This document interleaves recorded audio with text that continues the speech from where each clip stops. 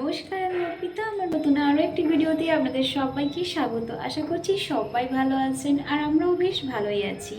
তো আজ মঙ্গলবার 24 ডিসেম্বর মানে ক্রিসমাস ইভ। ভেবেছিলাম যে একটা ছোটোখাটো পিকনিক করলে কেমন হয়, মানে বাড়িতে থাকলে এই সময় পিকনিক করতাম, তো সেটা তো আর হলো না। তাই ভাবলাম যে মিলে একটা ছোটোখাটো পিকনিক করি। কী রান্না করলাম আপনাদের সাথে সেগুলোই শেয়ার করব। চলুন ব্লগের সাথে থাকুন।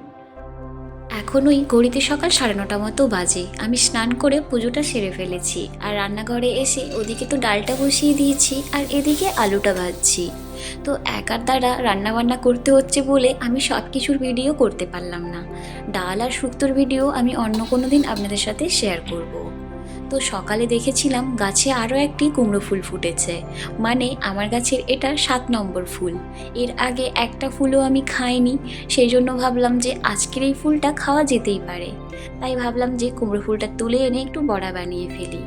তো চলুন বড়াটা এদিকে হতে থাক, ওদিকে পনিরের মশলাটা বানিয়ে ফেলি।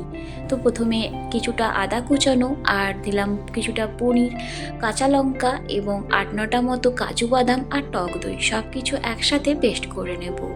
এদিকে তেলের মধ্যে ক্যাপসিকামটা ভেজে তুলে নিয়েছি, তারপর দিলাম পনির, টমেটো, কাঁচা লঙ্কা এবং আদা কুচানো, সব কিছু একসাথে ভেজে তুলে নিয়েছি। তেলের মধ্যে বেটে রাখা মশলাটা দিলাম, কিছুটা নাড়াচাড়া করে লবণ এবং ভেজে রাখা সবজিগুলো দিয়ে আরও কিছুক্ষণ ফুটিয়ে নিয়ে ধনেপাতা কুচি, গরম মশলা এবং কিছুটা বাটার দিয়ে নামিয়ে নেব।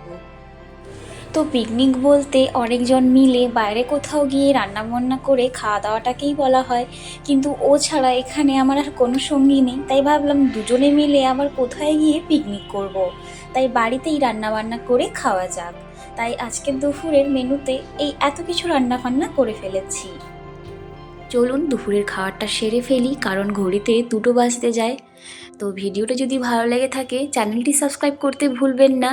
আসছি পরের একটি ভিডিওতে, ততক্ষণের জন্য টাটা।